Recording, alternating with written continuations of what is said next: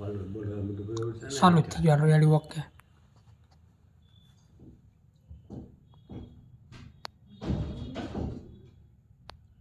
મારું નામ વાળા ભરતસિંહ પોપટભા, પ્રદેશ પ્રમુખ ખેડૂત કલ્યાણ સંગઠન, આવતી 30/1/2025 અને ગુરુવારે સવારે ભગવાન શ્રી કૃષ્ણના દ્વારકા જિલ્લાના ખંભાળિયા ગામની અંદર જે ખેડૂતોનું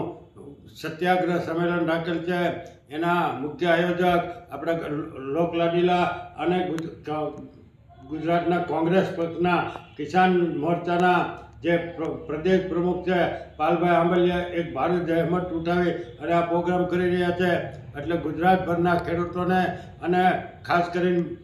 દ્વારકા, પોરબંદર અને જામનગર જિલ્લાના તમામ ખેડૂતોને હાજરી આપવા અમારું એક ભાવભર્યું અમારું પણ આમંત્રણ છે. અને સાથે સાથે ભાવનગર જિલ્લામાંથી પણ ખેડૂતો અને ખેડૂત આગેવાનો મોટી સંખ્યામાં ખંભાળિયા હાજરી આપે.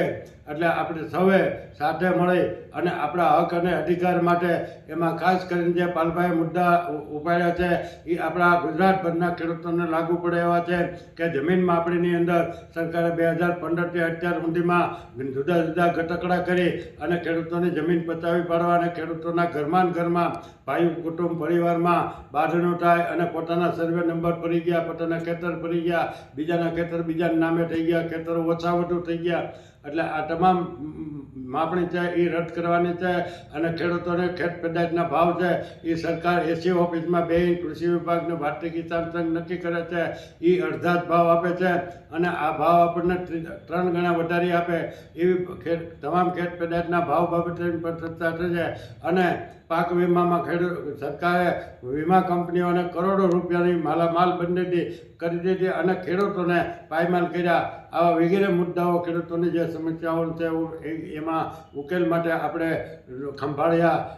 દ્વારકા જિલ્લાના ખંભાળિયામાં 30 તારીખે 30/1/2025 ગુરુવારે સવારે 9:30 કલાકે ગુજરાતભરના અને ખાસ કરીને દ્વારકા, જામનગર અને પોરબંદર જિલ્લાના ખેડૂતો અને આગેવાનો મોટી સંખ્યામાં હાજરી આપે એવી આપ સૌને અમારી ભાવભરી વિનંતી સાથે જાહેર આમંત્રણ. જય હિન્દ, જય ભારત.